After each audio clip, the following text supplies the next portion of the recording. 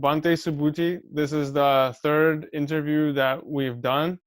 Thank you for being back on the show that we're making.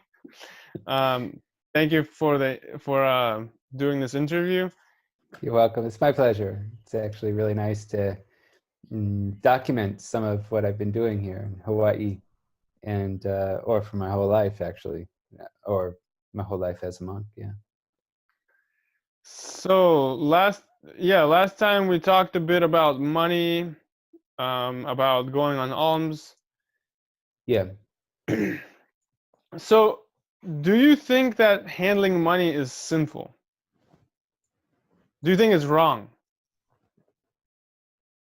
For a monk? In general, like, do you think money is the root of all evil? Oh. Well, it could be, but for lay people, it's okay. I mean, it's okay. We live off of people who use money, but it can be a problem, and it takes a lot of control for one to use it responsibly. I have one friend, and he lives almost like a monk, and I have a couple of friends actually who do that. And but there's one friend of mine. He has this temple that he built, and it's got all these really cool crystals inside it. And he lives sort of like a monk, but he uses money. He manages his property, and he does things in some sense like a normal person would, but he also lives a very recluse life. And but he doesn't have any precepts which he has agreed to. So when one becomes a monk, they agree to these precepts. And it's very clear, even at the novice stage, at the beginner's monk stage, that there's 10 precepts, and that should sum up what the monk life is all about. And the 10th one is not using money, to refrain from using money. And so that is actually one of the precepts that separates a strict yogi from a monk. So you can have a lay person who, on the full and new moon days, decides to become like a yogi, a practitioner, and follow a little bit more strict rules. And even so, they can practice very comfortably. But they didn't agree to the 8 rules that they agreed to, the Aposata Sila. It has nothing to do with giving up money or giving up the use of money. But the next level of rules is for a novice monk. And actually the one of the long rules that the lay people take is broken up into 2 rules. And so it's really 9 rules, and then the 10th one is money. And this is what distinguishes a monk from a serious layperson from a monk, if we're just taking into the rules into effect. But there's other distinguishing characteristics besides that. But I consider it a major distinguishing characteristic, because when one uses money, one can get caught up in the same circle or rat race or whatever that the rest of the world gets used in. And some people use money and they don't get caught up in that, and maybe some monks can do that, or maybe a lot of monks do that, but they are definitely breaking the rules, and they know that they're breaking the rules. And we had discussed the benefits of following all the rules, and they don't get to taste.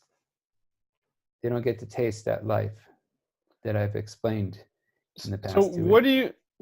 what do you think is the purpose of this rule? Well, I said before, it keeps you dependent on that rule, coupled with not offering, not having, not eating food that hasn't been offered, and not eating food that has been stored overnight. So these rules keep one dependent on lay people, and they keep the check and balance system going, and they keep one appreciative. And we don't just behave for for our food. It's actually to help us with our practice. And whether that practice is a study or meditation, it should be a little bit of both. One should always meditate, and one should always do a little bit of study.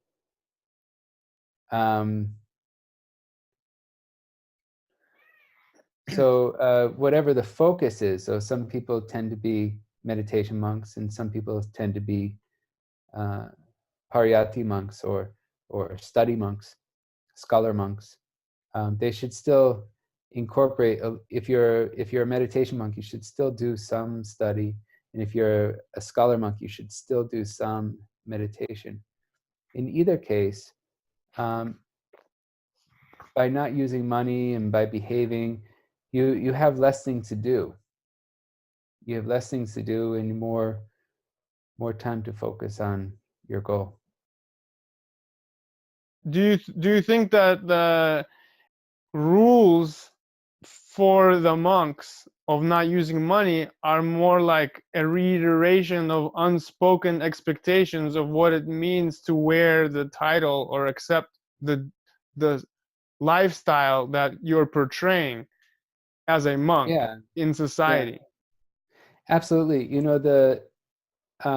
When the Buddha created the monks order, he didn't have any rules until 20 years later, if I remember correctly from my studies.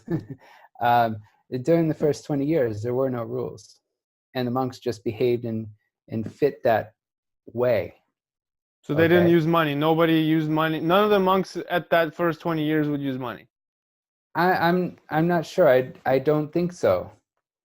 But when things became problems, the Buddha actually created rules as time went along. And this is how the Patimokkha, the catalog of rules, was actually made. And they were made one by one, and sometimes they were readjusted. And so that's how it was. And so so I believe that there is an idea in our heads, that's that monks aren't supposed to use money. I always had that idea in my head. I don't know about you, but and I was very shocked to find out the first time I saw a monk using money. I was very shocked. It just wasn't part of my idea or perception of what a monk was about.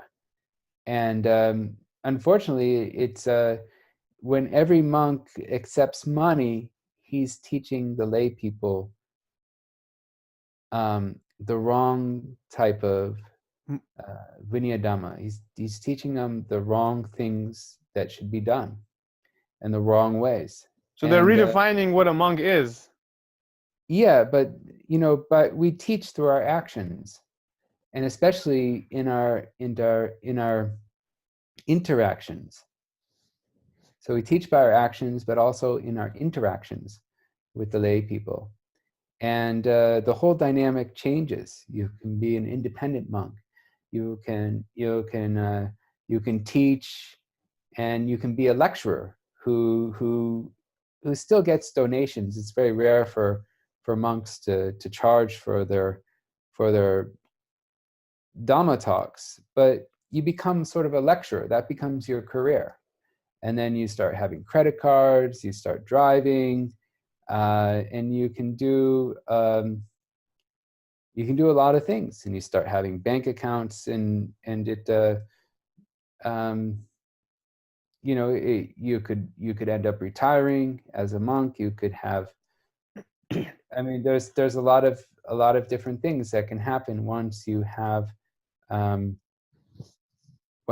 money. So I might be leaving Hawaii soon, okay? And today I just gave someone wanted to bring me food on their mother's anniversary, the death of the anniversary of her mother. And she says, I really want to give you something. And I said, look, I might be leaving soon, and I don't want to collect anything. And so I'm sorry, if you want, you can bring honey. I told her, I said, why don't you bring a consumable, like honey, and don't give me more than 7 days worth, because I have to throw it out after that or give it away.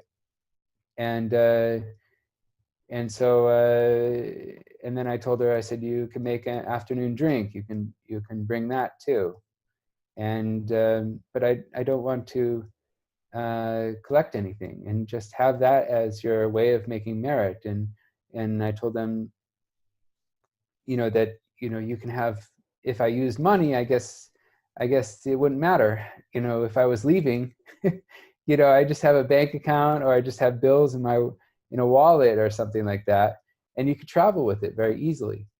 And there's no limit, and the Buddha wanted us to limit our possessions, and already I have way more possessions than the Buddha sort of allocated, But still, even so, there are very few monks who just have, very, very little, very, very, very little. And there's one monk in Australia, and he puts everyone else to shame. His name is Jason Chan. He goes by his lay name, and Yeah, so we just had a technical issue, glitch. You were talking about some monk in Australia who puts everybody to shame. Yeah, there's about the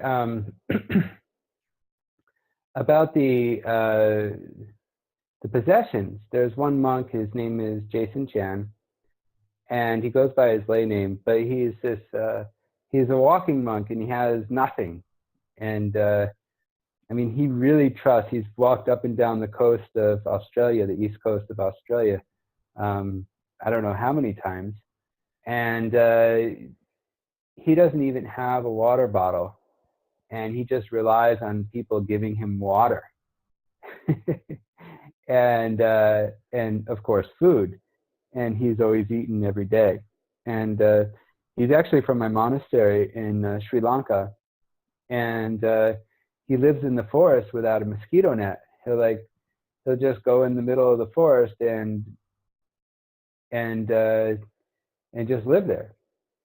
And he definitely puts me to shame. And he inspires me. So we have someone to look up to. We have different levels. Wow. So I'm not perfect in my ways, and but he's all by himself. I mean, he's in a class all by himself.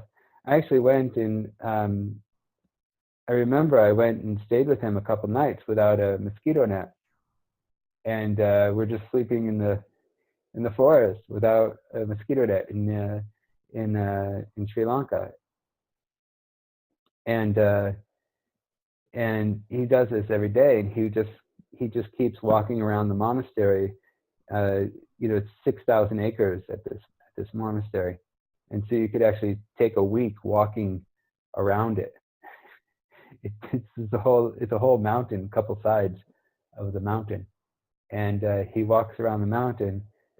He was walking around the mountain and staying a couple days each side of the mountain, and he didn't want to get attached. And I did that. It's very difficult. It's very difficult to do what he does. And even so, like I've been living almost in a tent for almost a year. Right now, I'm in a house, and it's a big luxury. But later I could be in a tent again. I've only been living in a house for 2 weeks. So But actually, yeah. this, I mean, to me, this brings to mind the Buddha's, I don't remember the name, but Buddha's discourse on asceticism, and Okay. where I think he basically, he says something about, I think the lesson from it is something about the middle path. And he says, well, if a certain Brahmin, or I don't remember exactly the terminology he uses, if certain somebody, let's say, stands on one leg, or does this ascetic practice or that ascetic practice, does Yeah. that mean, does that Make him enlightened. make him enlightened? And the answer is no, it doesn't. Well, if he doesn't eat food, or eats from one bowl, or eats one time a day, or eats 2 spoonfuls a day, or 3 spoonfuls a day, or whatever, like doesn't accept food from this people, or doesn't accept food from that people, like, and the answer is always Right. no. Right. Right. So the question becomes, no doubt that these are difficult things, like, and how far do we want to push our asceticism, and even what is the point of the asceticism? So like when people, I Well. mean, naturally, I think naturally we tend to admire when people do things that we find difficult. I mean, I know I Mhm. do. So like when I see somebody who's overcome problems that I find, I'm like, wow, how did that person manage to do that? Like I have Uh-huh. respect, Yeah. admiration for that. And so I think there's Yeah. something about a monastic lifestyle that's appealing generally to lay people because of the like renunciation aspect.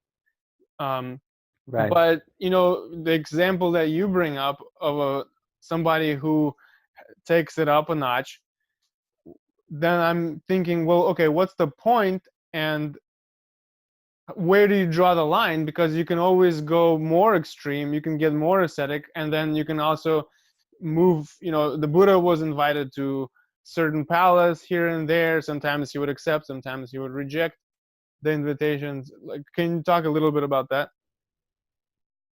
Well, what this monk is doing is perfectly fine. It's within the realm, actually, of being a monk. And as things got more established, we had monasteries. Okay, and so one time, Venerable Devadatta, he tried to create a schism, and there were five rules that he wanted to incorporate. One was like living under a tree. One was only going for alms. Okay, and and then there was another one, only wearing rag robes. Another one was uh, I'm not sure. The last one was being vegetarian. So it's just the fourth one's not coming to me. But uh, I can't on the spot. I can't think of it right now.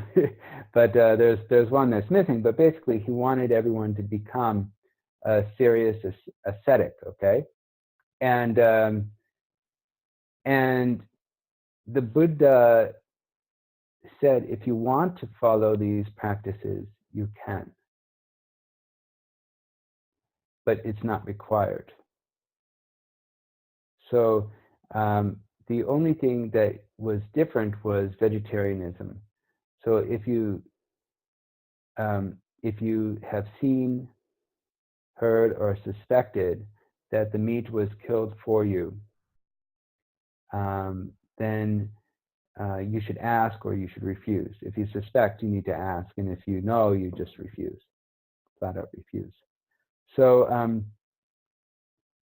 in the beginning, though, the Buddha, we eat just to sustain our body. We have a chant. We have chants that we do, there are four requisites: the robes, the alms food, the lodging, and the medicine. And we should chant these every day, and I usually chant these every day. And what the chants invoke are, that we want to keep the bugs off of us. We want to keep the sun, and we want to keep the hot and the cold off of us, the elements. We want to be protected to some extent. And then we want to cover our body as well, so we're not shameful. And the same is for the shelter. We need to protect ourselves from the elements. We need to be protected from the bugs and the creeping things, and so it's just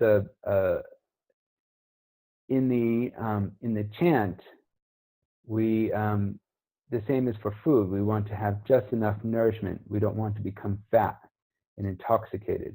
And for the medicine, we only want the medicine to cure the illness. But sometimes we're given luxurious things, okay? And we still should reflect only of the bare necessity of what we're using. So right now I'm in a fancy house. I'm in one of my donors' houses, and normally I've been living in a tent, okay, and I have to reflect that this is whatever this is that I'm staying at. I do this to shield myself from the elements, and I direct my mind at the bare necessity, even though I might be for the past 2 weeks I've been living in somewhat of a luxurious place. So that's the middle path is the middle path is it can be that you at least take up your bare necessities, okay, and that monk in Australia does that. And if you're given something better, you reflect on the bare necessities. so it seems, I think the idea of the middle path or the middle way is, as well as the idea of bare necessities, is interpreted very differently. Because like for me, for example, I could say, well, what is my reference point for what my needs are? Is it like really comfortable? Is it like a little bit less comfortable? Do I need, Right. or because like, or is my bare necessities just above survival? Like as long as I'm surviving, that's my bare necessities. So like, what is the criteria for the needs? It's difficult. I remember when I first came to Hawaii, okay? It was 3 days before these big rains that like hit the newspapers and stuff, that made international news. And I was at this beach park called Hyanna, and my tent, it was really windy where I was. The storm was coming, and it was really windy, and I had this big tent, and I just it wasn't working, and I ended up sleeping in a collapsed tent, and I ended up sleeping on top of a collapsed tent and just having a tarp over me, okay? And it was windy and rainy, and so you could only lie down in that thing, okay? But I was protected from the elements, And then I went over to the pavilion, and it was windy and rainy, and the rain was blowing sideways, and it was cold. It was Hawaii, and I was just freezing, I was just, oh, it's so cold. And so I reflected. I said, how did the monks do this? How did the monks do this? It was like my first or second night on the island, and I didn't know how I would be able to do this. And you have homeless people, and and a lot of them are, doing lots of drugs, or they're have maybe some mental problems, or they're just doing a lot of drugs, and they're immune to it seems like they're immune to the elements. And maybe I guess they get disturbed too from the elements too. And here I was, just like freezing, and I'm like, how do people do this? And but I survived it. I got through it, and who knows? Maybe if I continued that way, I would. Well, I did continue. I did continue that way, but I got a new tent. Okay, so I at least had a tent shelter for myself, and so yeah, I mean, I guess people have a stronger stamina, but sometimes you're left to your circumstances, and you just make it work. And so what I'm doing in Hawaii right now is a lot of work, but it's what I do in order to survive. And there is a lot of reward for me. And I've found out that the more convenient my life is, the less rewarding it is, and the less fulfilling it is. And maybe this works with lay people too. I don't know, but I know that I really feel like I earn my keep, and maybe because I have to work harder to get my keep or something like that, to get my food. The only thing I need to do is get my food and have a place to sleep, and it's the only thing I really need to do. And one day, someone said, "How was your day today?" And I said, "Well, I got food today." And he started laughing because I mean, I was completely serious too. And he started laughing. He just let out this old belly laugh, and he says, "That's all you need, really. Like, I mean, that's all you really need. And all this other stuff we don't really need." And Right. so I don't know where we draw the line. It's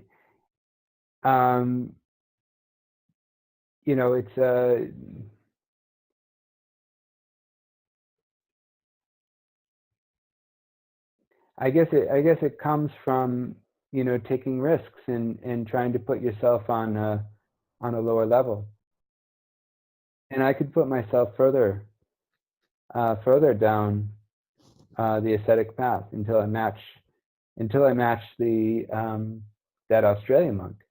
Well, the So goal what he's certainly. doing, I mean, the goal isn't asceticism, right? Asceticism right? either helps you or it can take you off the path as well. Yeah, but a lot of times we don't even have a chance to do that. But meditation centers are geared. Meditation centers are geared towards cultivation. It's like a hatchery for little chicks. And so they custom make it to meet the requirements necessary for meditation. And there's a brand new meditation center in a cool area of like cool temperate zone of Burma, and they have buffet food, and it's really healthy food, and you get to choose whatever you want. There's raw vegetables, there's cooked vegetables. They have good kutis. These are like little meditation huts, and the temperature is good. And they also have medical, and they have good robes. So everything is provided, and this is also another way to. The goal is to be able to meditate and get enlightenment, and this is very important. And So, I would like to actually go back to the meditation center and go back there as much as I like this life.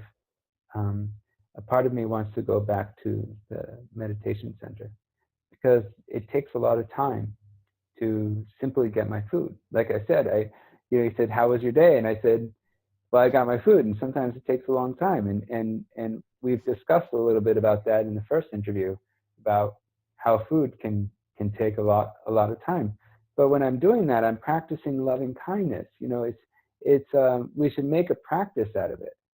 We should do something. It's not just like trying to get your food. It's using these opportunities or these disturbances to work on our practice. But in either case, when you don't get what you want, you can work with that.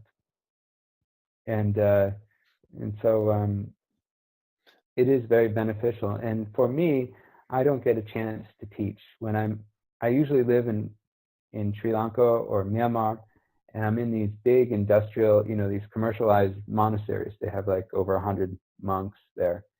And there's no way that I can teach. Nobody speaks the language. They have professional monks there who give the Dhamma discourses. And we're just there to meditate. And so here I get to make a lot of good karma, by teaching.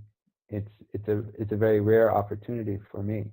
And so that's why I really love it. And just about everybody who helps me in one way or another every single day gets a little bit of a teaching. Even if I just walk away and I say what comes around goes around, I consider that a teaching. And one lady, she came to my one of my classes, and she says, I saw you on the street one day, and I wanted to talk to you, but we were driving, and we were going too fast.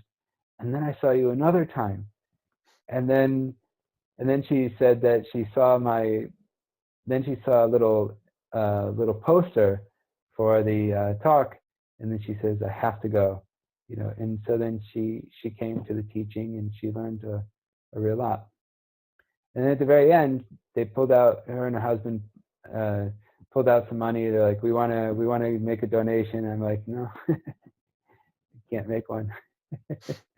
And it's cool. And I think in the end, they get really inspired by that. And a matter of fact, he said, the husband said to me, you're a real bhikkhu. He was Indian. And he said that after I didn't accept any money, and I said, if you want to give food, I'll need it tomorrow. It's beyond the food giving time. But if you want to give food tomorrow, you can make a donation tomorrow. And he was happy about that. And it inspires people. Some people say you need to be polite and accept what people give and then just throw it away, or give it turn it over to the kapya, turn it over to the helper, But that's not right either. And it doesn't inspire, and it doesn't get put to proper use, because once a monk accepts money, it's not good for him. It's not suitable for him. And this is one of the problems with monks who touch money, who accept money. They teach the wrong thing. They don't inspire people. In every moment, they're dealing with unallowable things that will lead to bad karma for them, unfortunately. So can you talk a little about that? I mean, using some strong words, the people. I mean, it probably makes some sense to you, but hearing it sounds like terrible. Can you Yeah.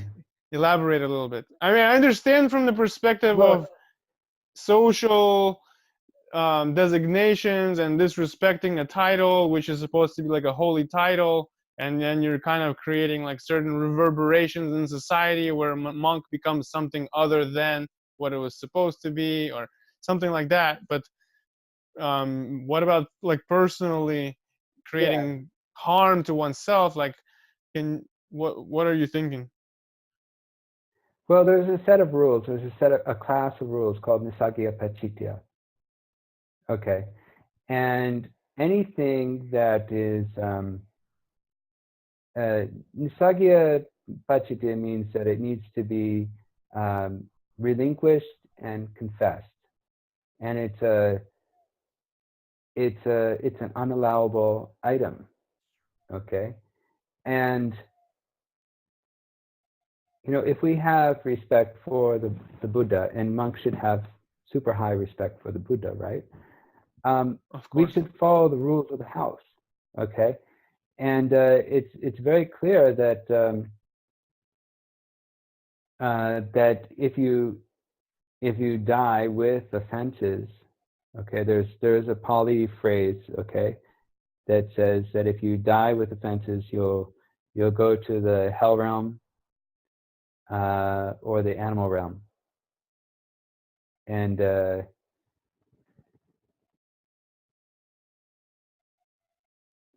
so the problem is, like, suppose you don't pay attention to the time and you unintentionally eat after high noon. Okay, Mm-hmm. that's one offense. Okay, actually, every bite you take is an offense. And it doesn't matter whether or not you had intention or not. This is what they call an asanya offense. This means there's no perception is not a mitigating factor for the offense. These when you're eating this stuff, this is beyond the time. This is not good. It's not good for you, because the monk, it's one of the rules that's very strict. It's very strict and about eating after high noon. But whatever it is, that offense is finished. That offense is finished, okay? But in a Sagya Pachitya rule, this class of offenses where things need to be forfeited and confessed, okay?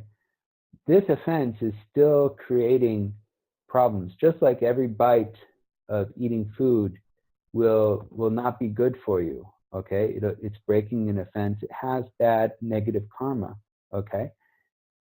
But when you have something, you have money, you have a telephone that you bought, or you have a car that you bought, or you have anything that you bought. Your own people buy their own robes, people buy their own bowls, and the Buddha said that if you buy iron and you make a bowl, it's the great unallowable. Even the food you collect with that bowl is not allowable. Okay, and so everything, as long as you have this property, you can never be pure. Actually, you can never be pure. We have what we call an apati desana. Apati desana is to confess your offenses, and some people think that if you just spit out the formula, that you become pure again. And we do this every 2 weeks when we have the Patimokkha, when we have the recitation of the rules. The monks are supposed to come, and everyone does this confession, and then everyone goes into the hall, and they hear someone recite the rules. And if it's just a Pali formula, if it's just something we say in another language, it might not have any meaning. But if we were to look at the meaning, it says, the first one is, Venerable Sir, I have all these rules that I make open to you. Okay, and then the senior monk says, sadhu, sadhu, sadhu. And then that means, well done, well done, well done. And then he says, Venerable Sir, I confess all my offenses to you. And the monk who's confessing, he has those offenses in his mind. He should have at least one in his mind. And then the monk says, do you see you're wrong? And then that monk replies, he says, yes, I see my wrong. Do you see your offenses? He says, yes, I see them. And then he says, will you restrain yourself in the future? Will you not do this again? And the monk has to say, yes, I won't do this again in the future. So if you have money in your pocket, if you have a wallet in your room, or if you have a wallet and someone's holding it for you while you go to a meditation center that has rules, And the apatidesana, this whole procedure where a monk becomes pure, this confessional procedure, is invalid because it makes one it affects one's purity. Okay, so Not I want purity. to actually go back for a minute Okay. to another earlier topic. You talked about when we talked about asceticism and pain, and Yeah. um, there you said there's arahants who don't feel pain, and I know that like I'm sorry. there's this. They feel pain. They feel pain. I'm sorry. That's a mistake. They feel pain, but they're unaffected by it. They're unshaken. Okay, They do so feel pain. Sorry about that. yeah, well, yeah, because there is these mythological ideas of the sage, the master that is superhero because nothing affects them, um, and so people will strive to be this sage, this master, and their criteria of whether or not they've attained mastery is how much they're affected by pain. But then when I reflect on the Buddha's story, we assume that he's an arahant, right? And then Yes. Yeah. we know that there are instances that when he would have to change his posture because of back problems. So Mm-hmm. so we have to I mean, to me, it seems that there might be at least the mythological idea of the master who is beyond pain might not be quite the same thing as the reality. Like if a Buddha has to change his posture because he's got back pain, that means that there's some sort of discomfort, otherwise we're like a rock and there's no. I never heard of that actually. The Buddha changing his posture. You read that, or you heard about it? Yeah, I can't reference, but I can look it up. Actually, yeah, he is known to be, he tells Ananda, I think, or Sariputta, I don't remember which one, that to take He wants to over take a the rest discourse because he has to lie while down he takes a rest. while he Yeah, takes he a wanted rest to take some because of rest. his back pain. I didn't know about the back pain, but um, Well, even I I do don't know, know. I do know that. maybe there are I think it was multiples. Kassapa, Mahakassapa, or Mahakachayana. But anyways, yeah. Um, so you're saying beyond. So what are you asking? the the idea of asceticism and achieving a state of being able to withstand suffering, some sort of suffering, Yeah. and being affected versus not being affected. And so to like what I'm saying, what I guess the question comes back to, like, is it really more a question of balance and the middle way where, okay, I know my criteria for when is appropriate to say, okay, is enough pain, I'm gonna lie down, or is enough pain, maybe now Uh-huh. it's time to eat, rather than starving and unable to meditate because I'm just sick because I'm starving myself to death, or because mosquitoes are eating me alive, or because it's so cold and I'm freezing and maybe what I really need is to go inside for some time. Like, or am I going to try to achieve a state of being superhero where I'm and completely miss the point? You have to take care of your physical body, and the four requisites chants, as I told you before. They do that. The teachers don't like the idea of fasting. We did a fast, right? but we didn't really do it to like gain enlightenment or anything like that. We just did that sort of as a health thing, where we did a 10-day fast. But the teachers really don't like fasting. And and there's a reason for that, because we need to take care of our body, and we need to eat like on a daily basis, and we need to take care of ourselves so that we can do whatever we need to do to fulfill our monk life.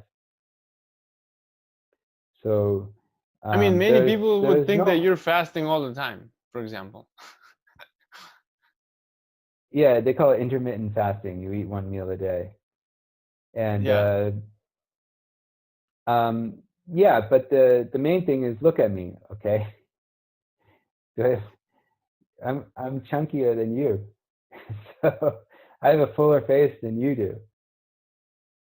I survive, and the Buddha, he prescribed what we need. We should have what we need in order to survive, and we don't need to eat 3 meals a day. These days, I'm more or less eating 1 meal a day, and sometimes I eat 2 meals a day. It depends on my conditions. So when I was on a different property, I had some people who had some food, and I could go there and get some food, and then I could go out on my alms round.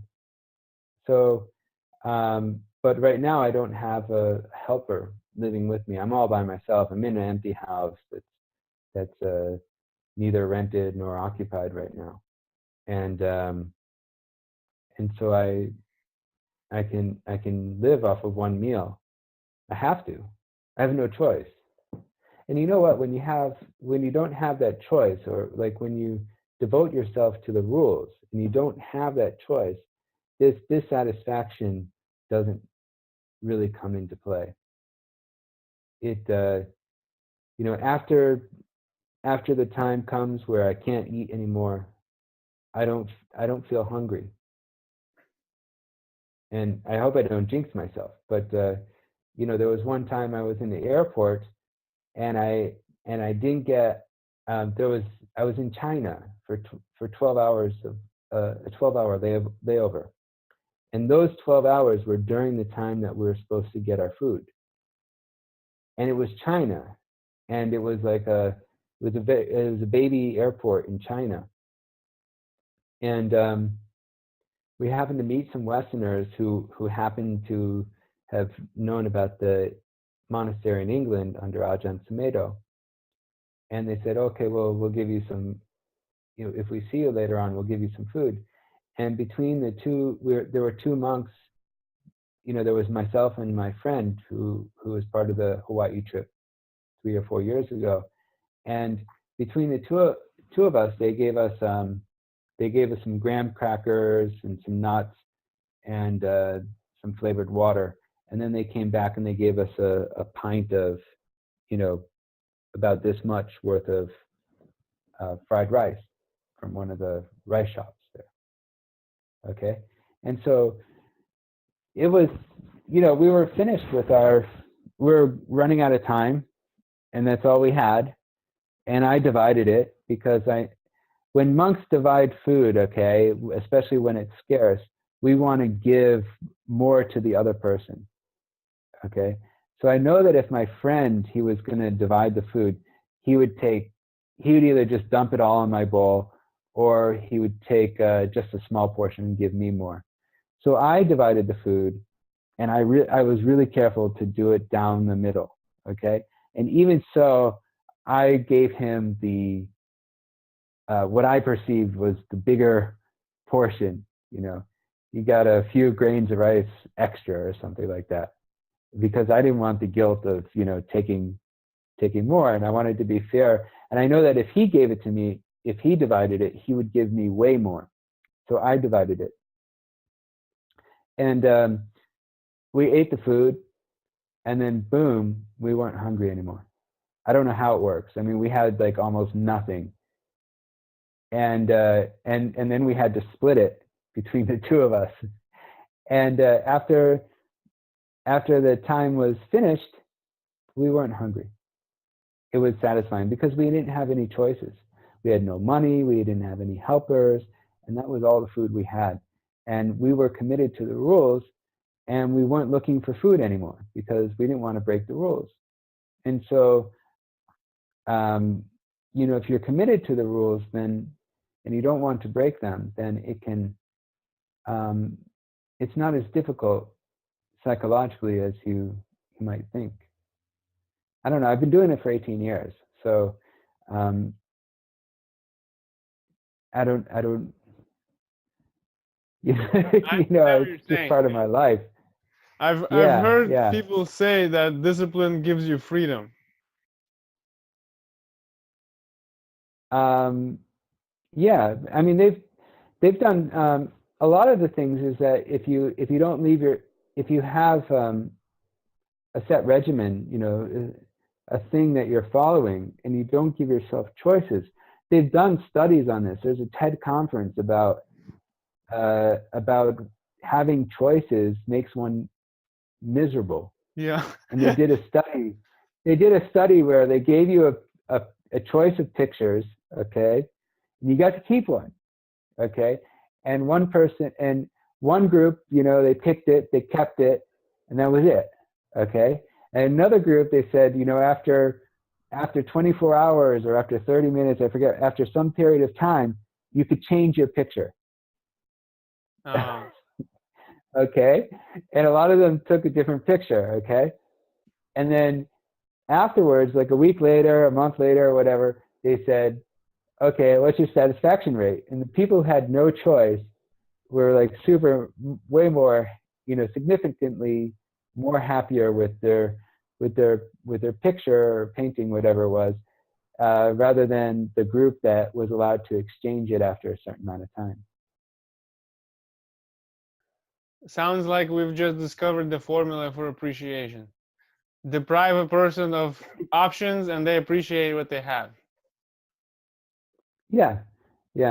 And so, like that first story, when the first interview, when I talked about the KFC, I mean, I had no options, and it was great. And I was mixing, ranch dressing on my trail mix, and it was great. Yeah. Did you get inspired to take ranch dressing and put it on trail mix after you ate this? after you heard me say that? Probably sounds like not. I would do something like that. If I had nothing, I would do that for sure. I remember there were times when I was little that I was hungry and I had nothing, like I had no money, I was like probably 11 years old.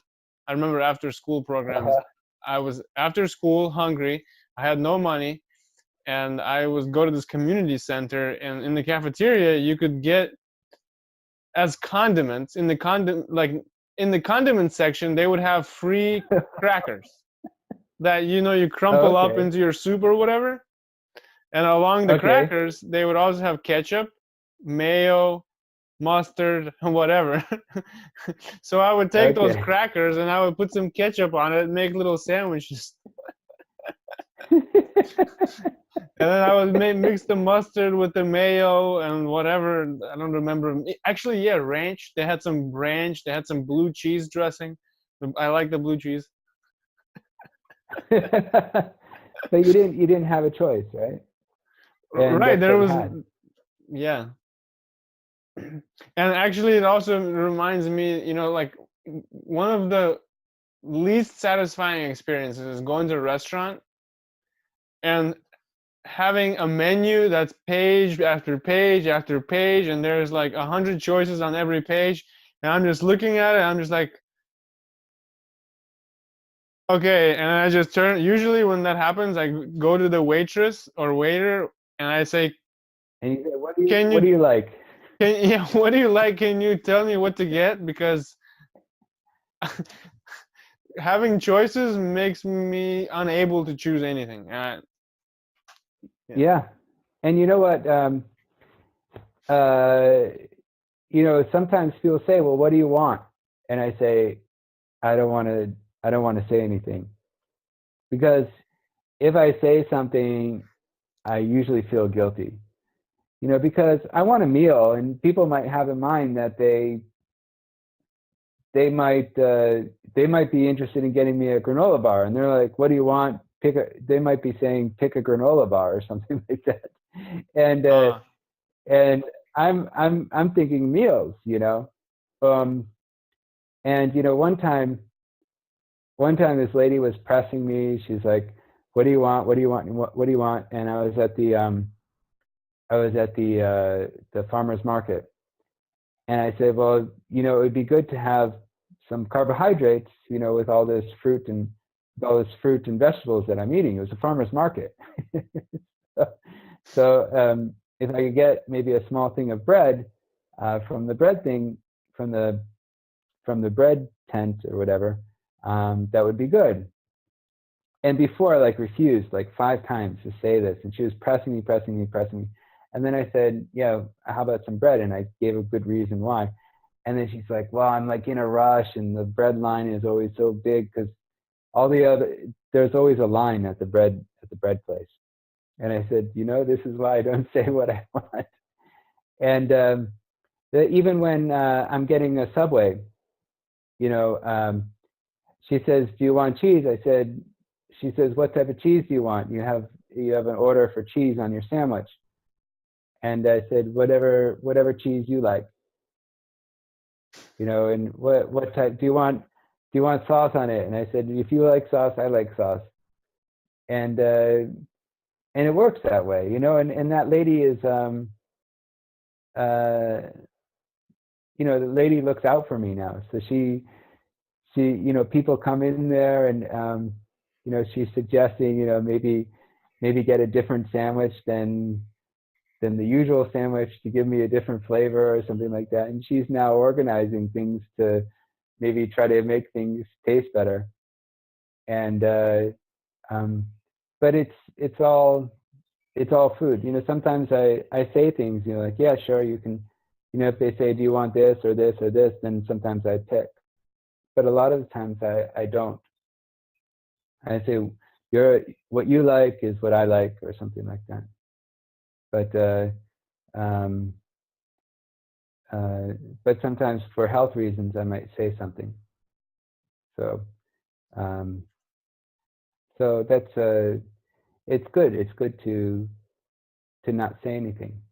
And one time I was at the at this little Menehune. It's called Menehune Mart. It's like a little 7-Eleven type shop. And he says, "What do you want?" And I said, "You choose." And he says, "Oh, come on, tell me." And so he ended up giving me a meal.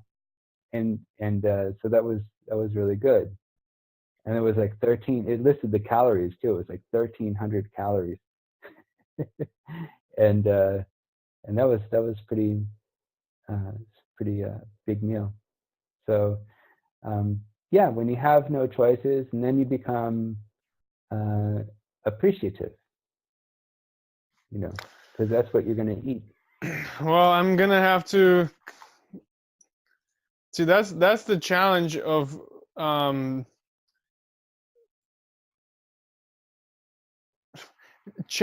freedom is that even if, Yeah. As a layman, I could take up a discipline. Well, okay, even as a monk, you can renounce monasticism, right? So we are ultimately free to do whatever we want and face the consequences, right? Yeah. But unless we see and understand deeply the reason why we would take up a certain discipline and deeply understand how it would benefit us, it's really difficult to actually keep the discipline going if you don't see constantly or don't remember why you're doing what you're doing, if it's not fresh, right? Because the mind will always find a reason to do the pleasant thing if it doesn't, if it cannot see if it cannot see why And it's doing. that's one of the benefits of going for alms, is You always see the benefit. You know it's the bare necessity, and you get confronted with that every day. And it's good practice. But the Buddha never required it. He said that at that time they had monasteries, and they fed thousands of monks. And the Buddha says, if you want to do it, you can, but it's not required. And so there was, as time grew on, it was easier to become a monk, and still people were, I'd like to think were getting enlightened even with these softer conditions. But the monks early on who had the parami to be some of the first disciples of the Buddha, they didn't have a lot of choices, and they automatically knew what it was like to be a monk because of their past life experiences of being monks repeatedly again and again and again in their associations with the Bodhisattva before he became Buddha. They had followed him from lifetime to lifetime, especially these chief disciples of the Buddha that we read about, the very famous. I mean, he's had thousands and thousands and thousands of disciples, but they only write about the very best, and then they become enlightened very quickly. It's like a Facebook page, The suttas are like a Facebook page. We only hear about the good. We only hear about the good stories. We don't. You see someone's Facebook page. They're always in love with their wife. But marriage is not like that. And or maybe it is, but certainly the Facebook page is distorting things. It's only showing the best. And the suttas, they're only gonna write about the incredible stories, and then they're gonna paraphrase, the long, 12 years. They just write, after 12 years or after he worked long and hard, he achieved what those who have gone forth should rightly achieve, and it could be 12 years, could be 20 years of struggle. But we just hear this little stock phrase, and then we're like, oh yeah, and then he got enlightened. So. All right. Well, we've gone on for a while. Again, it's maybe for next time I want to do a little change of topics. We've talked about the lifestyle of a monk and why it's beneficial, why it is the way it is. I'm curious to hear for next interview what you think is right lifestyle for a layman. What is the higher life for a layman? This is something I'd like to talk about in the next interview. So maybe you can prepare for that. I'll think of the most difficult questions for you. Okay. Yeah, I can think of some suttas, and there's one sutta for the advice for lay people. And, okay. Well, don't spill all the beans yet. And and if you wanna see that interview for the viewers of this, make sure to subscribe. And and so you don't miss the next interview. This is gonna apply to your situation, because if you're a layman, if you're a lay woman, this is what we want to know: how to make the best of it for ourselves, if we're not monks or nuns. All right, thank you, Bhante. Okay, you're welcome.